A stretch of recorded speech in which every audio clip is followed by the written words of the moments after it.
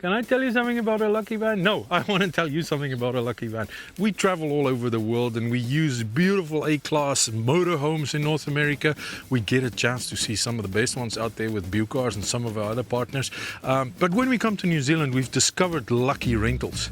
And Lucky Rentals gives us a budget option to hit the road with something that's fairly inexpensive, a little bit rugged and very well equipped, and it doesn't break our pocket. I want to show you what a Lucky rental really does for us. Some of the things that we appreciate that makes Lucky a good option for us when we're in New Zealand.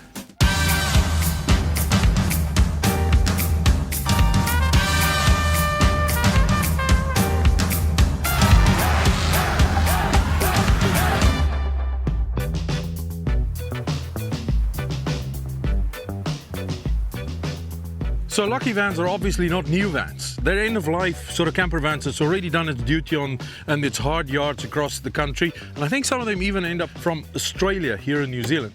So you're gonna get an old van. It's probably gonna be 200, 300,000 kilometers later. And I want to show you this interesting thing. It might have had a new color or a different color before. You can see this was a silver van, and we often see, and I think there's one just around the corner here, I want to show you here. We often see that what Lucky does is they take the live juicies, and the juicy vans are actually ending up as Lucky vans once they're end of life.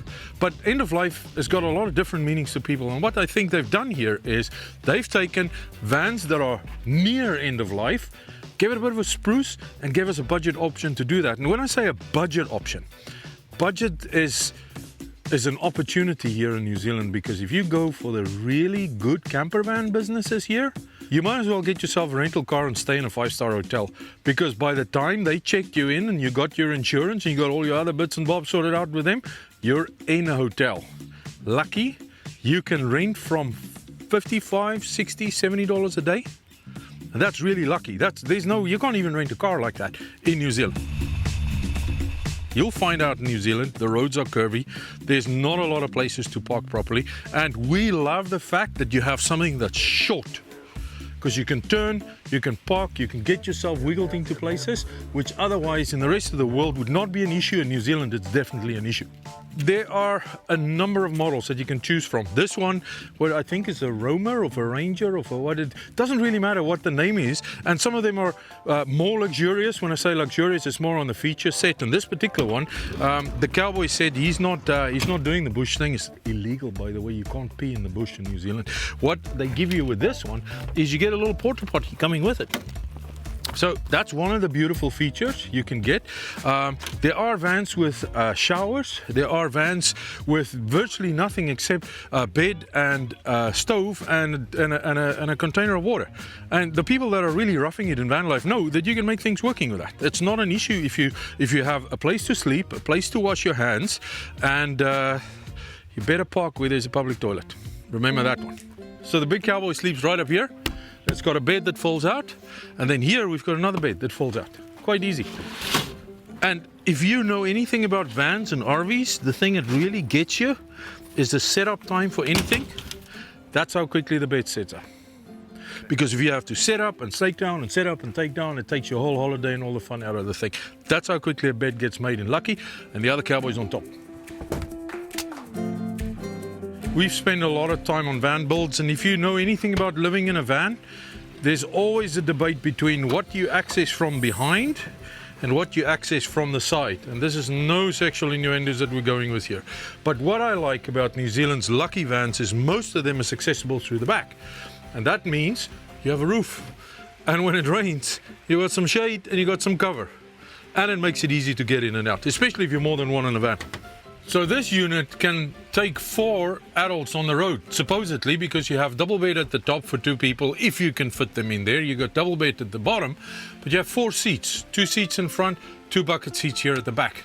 If you bring big suitcases like these, you're gonna have an issue, because this is storage limited. Your best bet for storage is the 2 cabins here, and then you got these really nice netting at the top. That's sort of the extent of what you can store stuff in here.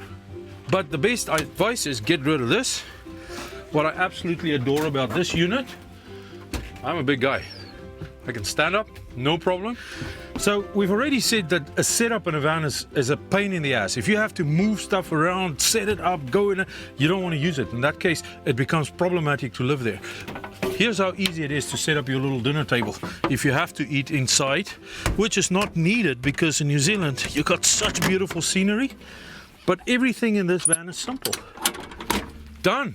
Table is sorted out. The good thing about the rear entrance then is you don't have to set up the beds every time. You can actually make them, leave them, get on the road, get out, do your thing, stop on the side of the road, do your cooking, have a beer, not while you're driving obviously, and you can get on with it. You don't have to make the beds, take the beds down, make the beds, take the beds down. That drives me nuts about van life. And if you don't have to do that, you've got a lot more holiday on your hands. So it's not a big job to get it going.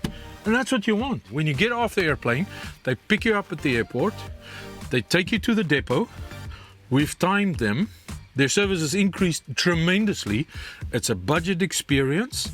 It's a reliable vehicle, because if it's not reliable, all you do is a phone call away. New Zealand's a fairly small place. They sort you out pretty quickly. We've had punctures in our previous Luckies.